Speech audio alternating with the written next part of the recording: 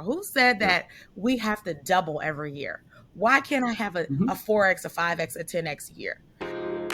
Hello, everybody. Welcome back to Behind Their Success podcast. I am Peyton Squires, the host, and today we have on Dr. Sade Adu.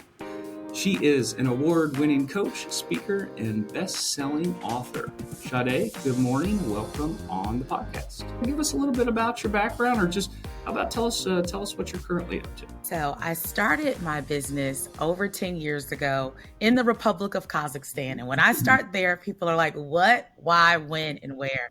I lived in the former Soviet Union for over 3 years as an international educator. It was an opportunity that I received after graduating with a master's from the University of Pennsylvania. I thought I was going to be a teacher. That was my goal. That was my aspiration. I went to school to be an educator. And during that time, I came up during a time where there was a thing that was happening called a recession. People might know that word. And there was a hiring freeze. We might know that word too. So I had all of these credentials. I was ready to be a teacher at my middle school in Irvington, New Jersey. But other opportunities came my way. I was in Philadelphia at the time. The hiring freeze happened. They said, hey, we have jobs, but they're not in this country. So a handful of us took a leap of faith to travel 5,000 miles away to live in Kazakhstan. I thought it was going to be 1 year, turned into two. Two turned into three. And after the third year, my supervisor said, are you coming back to work tomorrow? And this was on the first day of the third year. And I said, I don't know. And I knew that it was time to create a new plan. So you might be at that place where you're like, I don't know if I want to go to work tomorrow. And I loved teaching. I loved traveling the world. I was living my best life in my early to mid 20s, but I knew that there was more. So a month before I resigned from my international teaching job, I started my business as a life coach. I just wanted to inspire people. And I thought that was enough to make money, right? Yeah. Wrong. It was not. I needed to figure out how to actually run a business. I was used to being an employee. I liked getting paid. Okay. I liked my oil money checks. They came in consistently. I was able to do what I wanted to do. And then I had to fish for myself and figure this thing out. So over the past 10 years, I've been, investing in myself, getting mentorship, trying to figure out this business thing. So if you are someone who's just getting started, learn from my mistakes, get a mentor fast. So many people start businesses, they start out, they're just like the practitioner, like, me, the accountant. Yes, you could be an amazing accountant and not know anything about running a business. Those are two totally different skill sets. And you see that a lot where you see, especially in like professional services, right? Like just people that it's not just as easy as just, hey, I'm going to go hang out my shingle. There's a whole lot of stuff you got to learn there as well. Absolutely. I talk to so many professionals, the accountants, the educators, the lawyers. We have a skill set that we've gone to school and had this level of extensive education about these topics. But what they leave out, even the doctors and, the medical professionals, what they leave out is if you want to branch out on your own, how to actually start a business. And for me, I went to the School of Education at the University of Pennsylvania, and right up the street is Wharton School of Business, one of the best business schools in the world. And I was so intimidated because I didn't go to Wharton, right? But what I realized is you could just hire somebody who did that. You don't have to, there's other ways for you to learn business. And honestly, a lot of people who go to business school work for other business owners, right? So it was just imperative for me as like an educator I knew that if you needed help with science, you find a science teacher. If you need help with math, you find a math teacher, you get a tutor. So I use that same application in business. If I didn't understand business principles or marketing and branding, I needed to find people who were experts in that skill to teach me and tutor me and support me. Yeah, absolutely. It's amazing. Your network, right? Your network and the resources around you, the people that you can put around you that are going to allow you to collapse time, right? To do it, if you get around the right people, they're going to make you move so much faster because they're going to keep you from making the same mistakes. And that, really the whole idea of this podcast is to help people save time, because I know I've made a ton of mistakes. I know all my guests on here have made tons of mistakes. And the whole idea of that is to share them here so you know what? Well, maybe we can save you years off your journey because you don't have to ram into the same walls we were banging our head against the last several years. So, Absolutely. Kazakhstan, right? That's got to be a heck of a culture shock. Tell me, like, what that experience is, right? A girl from New Jersey just dropped in the middle of there. How was that? It was interesting. I was like, what? I mean, my biggest challenge when I was thinking about going was first it ended in stand. And this is like the early 2000s, mid Mm-hmm. teens of 2010, 2011. So going to a place that ended in stand was a concern for me. I'm like, Mm-hmm. okay, am I going to be in a war zone? Then we're talking about the former Soviet Union. Russia's on one side, China's on the other side. Mm-hmm. So I'm highly concerned. But at the time, my brother lived in the Middle East. He was former military. And I asked him, is it safe for me to go? That was my first concern. Is it safe? And someone who's lived extensively in war zones, he said it was fine. He said he gave me a country assessment, several other people, consultants. Like it was an educated, informed decision to go. They were developing schools for the president of the country.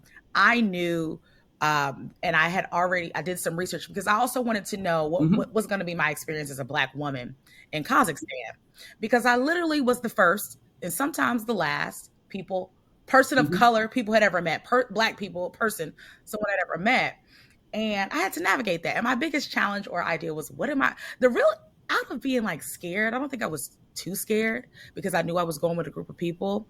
My biggest thing was, what am I going to do with my hair? Because what's going to happen with my hair? I don't like doing hair, but I was just like, this is going to be a challenge. But I was able to navigate and I was open, we learned some chuk paruski, a little bit of Russian. My Russian is rusty, but I can still get around. And it was just a phenomenal experience. And one of the things that I always say is if I did not go, who was not going to go? If I did not take that leap of faith to be the first one, I was the youngest person hired by the company, international educator hired by the company at the time, and the first African American person. But I made sure that I wasn't going to be the last. And sometimes you got to be willing to do things that people are not willing to do. And it was a catalyst. It just gave me an international perspective. It allowed me to have a vast network. It allowed me to travel the world, which was phenomenal. I had a phenomenal time, but at some point I got to the point where I knew it was time to do something different and leave. So that's, that thing that's once uncomfortable becomes comfortable. And then now it's time to evolve and do some other things. But that was definitely a great decision that I made in my life at that time. It just expanded my reach and understanding of the world. And because of that, it allowed me, in retrospect, more thinking about business, to have business connections around the world. It's so neat to get actually inundated in culture and become, to experience how other people live. And it just gives you such a bigger perspective of the world because we all grow up in our tiny, tiny little experiences, our tiny little part of the world that we then think, we know how the world works. And from our tiny little experience, we put that on the entire world. And me and my wife really love traveling now because it expands us. It expands us to understand, the world a little better other than tiny central Missouri where I grew up. Absolutely. It expands us. And for me, what I didn't mention is when I moved back to the United States when I started my business. 2 months after that, after I resigned, I started my PhD program. So I ended up moving to Wisconsin. So I was in the Midwest for 5 years. And that was an Sure. entirely different experience as well.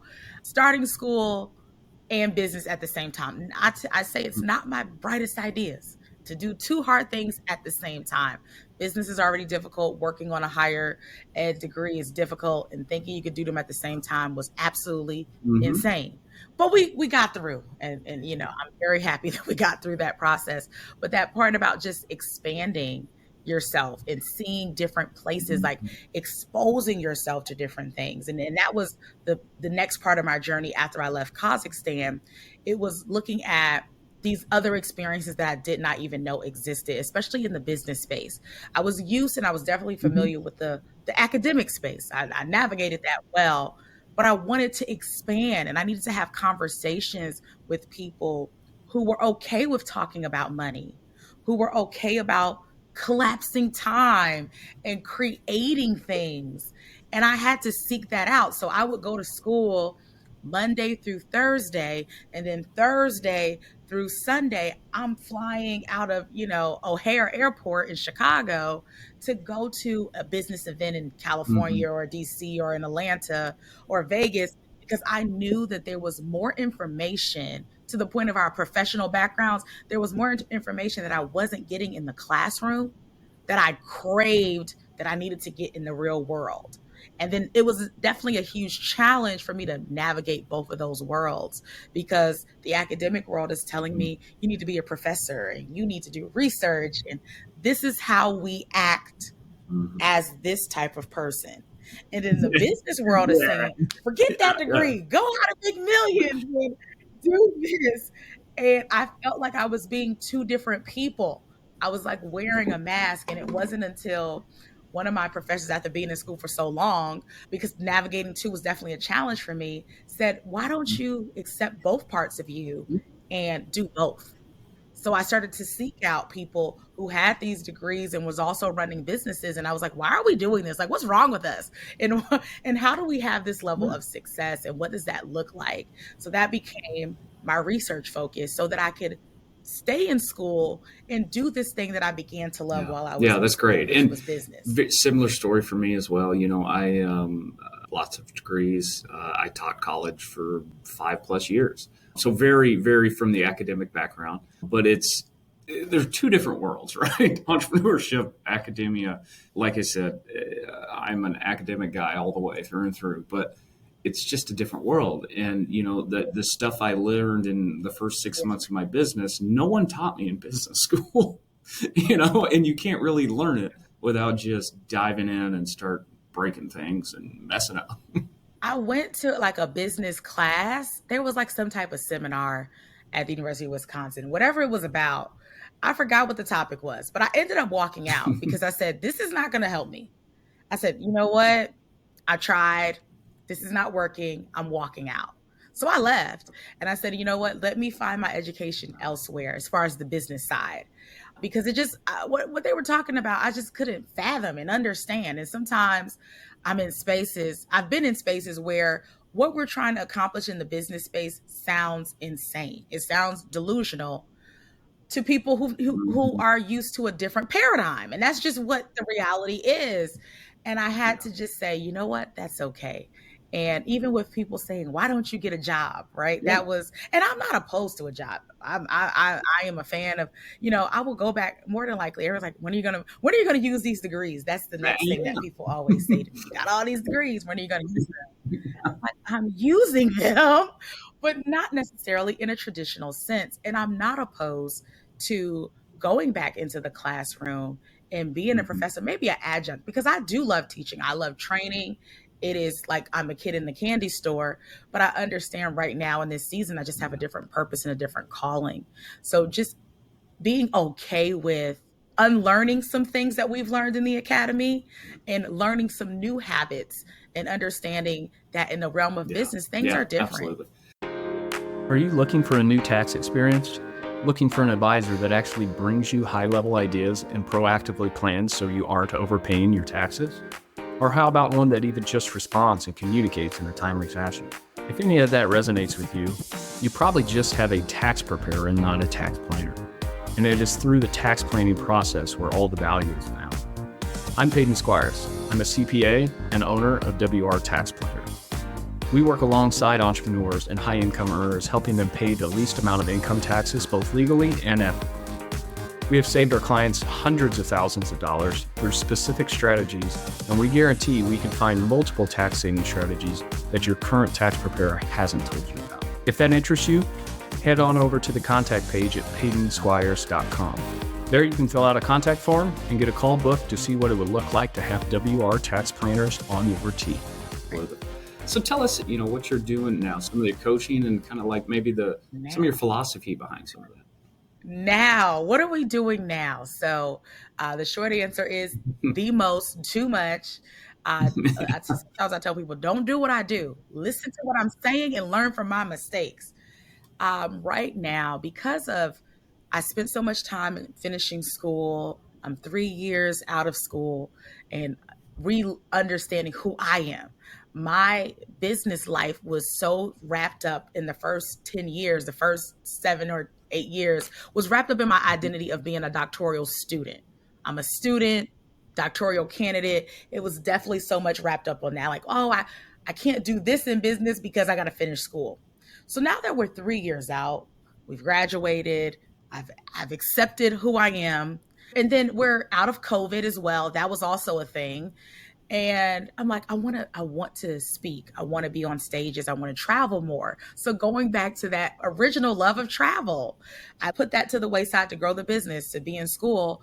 Now I want to travel. So part of my 2025 goals are speaking and traveling and being more of a digital nomad. I come home during the week, do what I need to do at home, but I'm on the road in different states and even internationally this year. So going back overseas to Dubai is on our list this year, and going to different places and speaking and working with women and empowering them. That's part of my mission for this year. I'm like, I need to speak. I need to be on stages. I need to do training and more consulting. So evolving the impact of what I do as a coach. So we started off as a life coach. People told me they said, you're good at branding. How did you build this brand? So then I started doing brand strategy coaching and marketing. And then you get to the part where people are like, okay, this is cool, but can you do it for me? So then we had an agency where we're doing done for you services. And then then I can't do everything because I'm still a doctoral student. I have 20-page papers to write. So then we have a team. So now it's just not me, myself, and I. Now I have a team of 5, 6, 7, 8 people. And then now we have an agency. And then, we start learning funnels and landing pages and Facebook ads. And now we're doing all of these things. And now we have this monster of a business. And then COVID hits, right? And then people are like, what are we supposed to do at home? And then I go back to the core of who I am, which is an educator. And I say, we need to develop courses and curriculum. So instead of spending more time on the road training and speaking, I spent more time at home building up a digital platform and teaching people how to create online courses and coaching programs, because we could do that from the comforts of our home. So now we've graduated and during COVID, and I'm like, I want to be outside. I want to connect with people. We lost a lot of that connection digitally. And I love the digital space. It helped me create a multiple 6-figure business and do some phenomenal things. But now it's time for more. Now it's time to go from a multiple 6-figure business to $1 million business. Now it's time to go after bigger deals and bigger opportunities. So instead of just saying I want a 6-figure year, I want 6-figure clients, 6-figure contracts, 6-figure months. And what does that look like? And now we're talking about collapsing time. So I asked myself at the end of this year, we had a dip in business in 2024. 2024 was rough. And I'm happy that we got through it. 2025 is starting out rough too, but I feel more optimistic about it and I have a different perspective on it. And I said, what does it look like when we're talking about collapsing time, to go from what I made last year in 2024 to making that in a quarter, opening my mind, my body, my soul, and every piece of me to saying, okay, this is what happened. But now let's see if we can make that happen in 90 days. And mapping that out with ChatGPT, like, oh, I want to do this. What do I need to do? And start having my mind and look for opportunities to collapse time. And that's kind of where I am right now. What opportunities? Who needs to know me? What things do we need to do in order to move this needle forward? And how can I still do the things that I'm doing, serve the people that I still serve, and possibly have someone else pay for it? So that's the mindset I'm in. Like, who's going to pay for this? There's, because we've built a brand, we have assets, podcasts, we have all of these things that we do in the digital marketing space that are valuable, that companies and organizations want access to the content that we were going to create anyway. So now it's time to start partnering with these brands and companies to have bigger impact. And that's what I know that this next decade of my business is focused on. How can we have greater impact? So I'm seeking out communities and people to see, okay, how did you close a multiple six-figure deal? Okay, $1 million. Okay, let's get a seven-figure deal on the table. If I can do that, then I can do this. So those are the kind of conversations that I'm having. I know that my business is evolving and I don't know where it's going, but I'm excited about this new exploration. I know that it involves me playing a bigger game and making, having the possibility of failing too. But we failed before. We get up and we do it again. So those are the things that I'm looking forward and pushing through in 2025. How do we play a bigger game, collapse time, and make more faster? Yeah. Yesterday, of course, I was traveling all day, and I reread one of my favorite books that's called Who, Not How, Benjamin Hardy and Dan Sullivan. Mm-hmm. It's such a great book because it's asking the question of who is going to do this versus how we're going to do it is it's so much more of an expansive question. So meaning like, when you ask, how am I going to do this? Your immediate thought is like, oh, I got to learn all these things, all this stuff. But really, if you want to do it quickly, you got to find the who is going to do it, who you're going to partner with that's going to do it. Because when you think of that, okay, all I got to do is connect these resources, and it's just much more expansive. So any listeners that haven't read that book, absolutely read that book.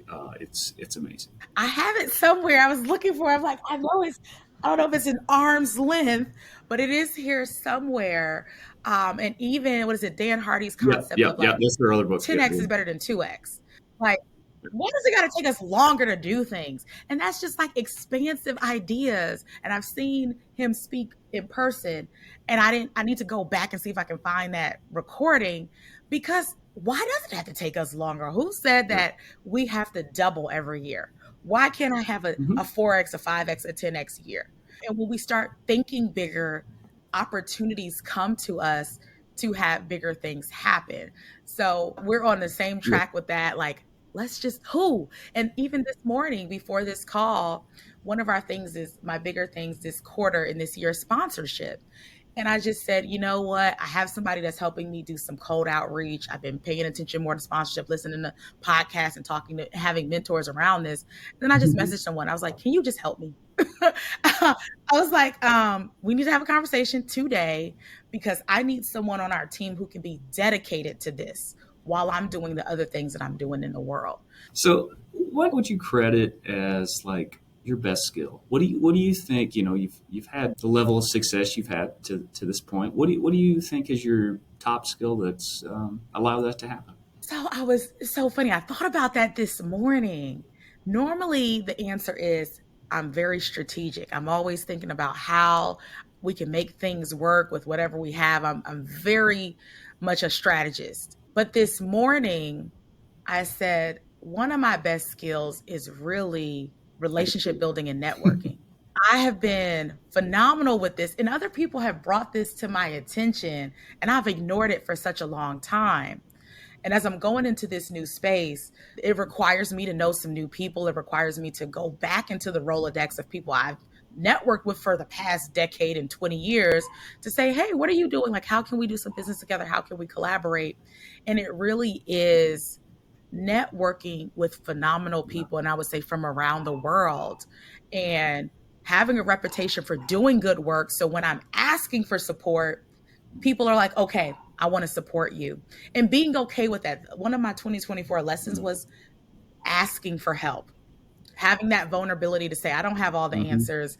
I am struggling and I need help.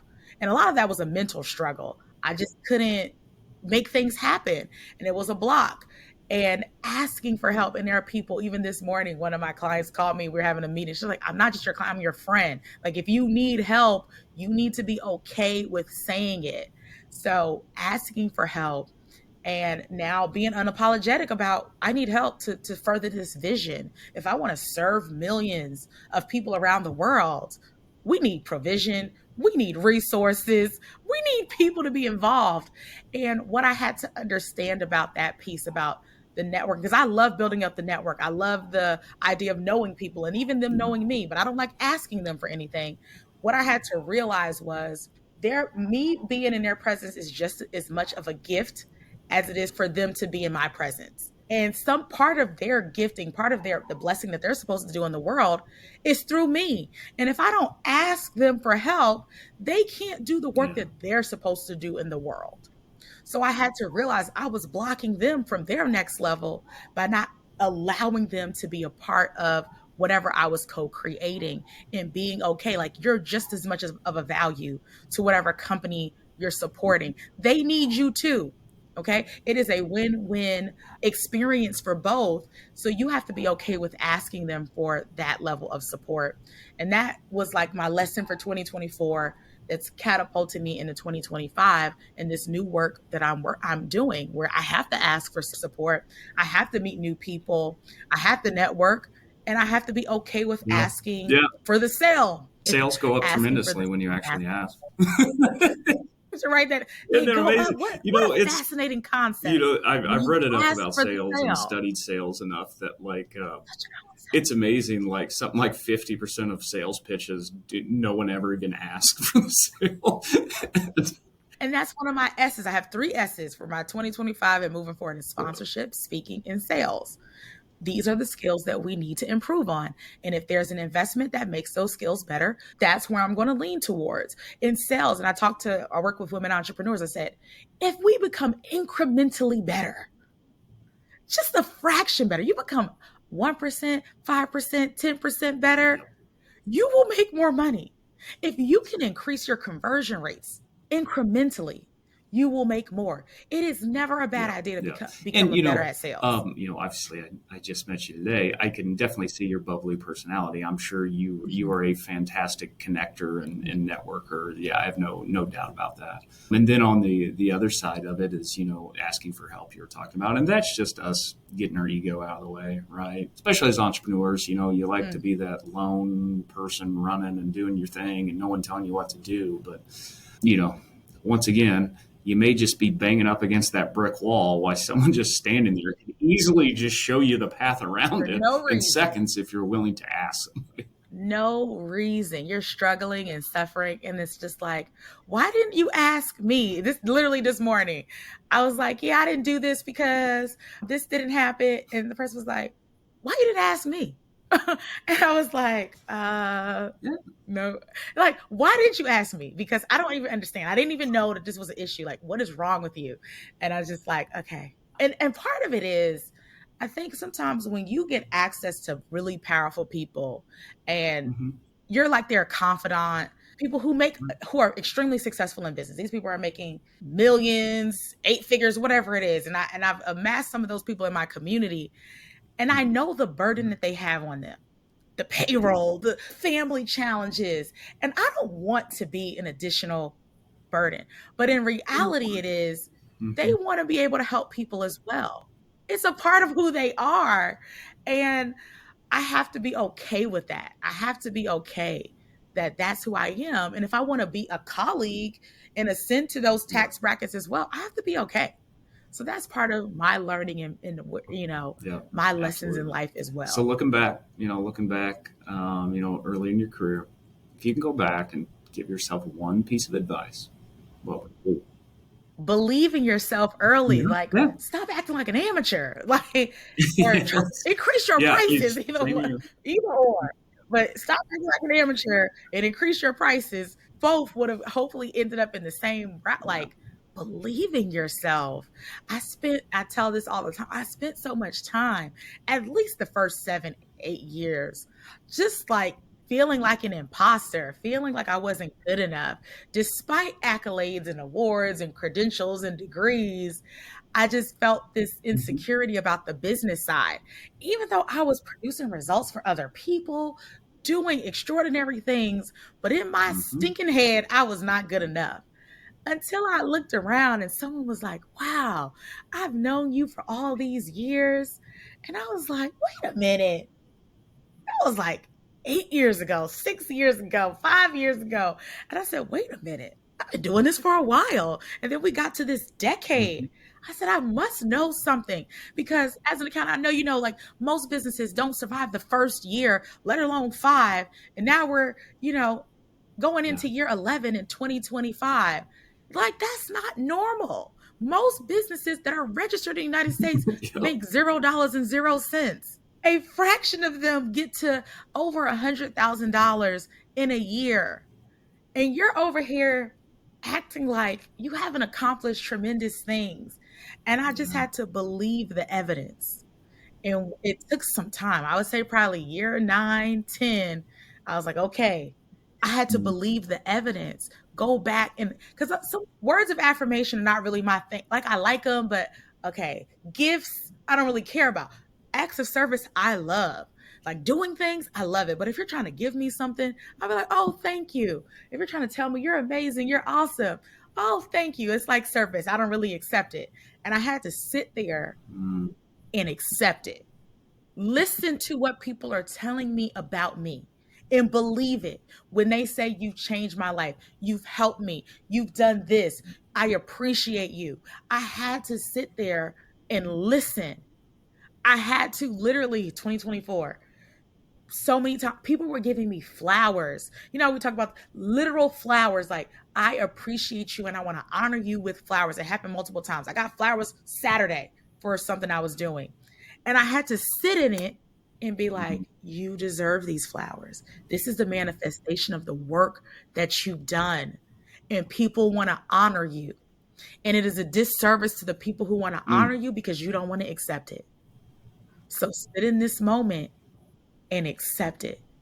Sit in this moment and appreciate the good work. Feel good about the work that you've done, even though it might not be that 100K day or whatever, you know, these big goals that you may have. Appreciate the flowers. I struggle with the exact same thing, right? And like, you were speaking directly to me there as well, right?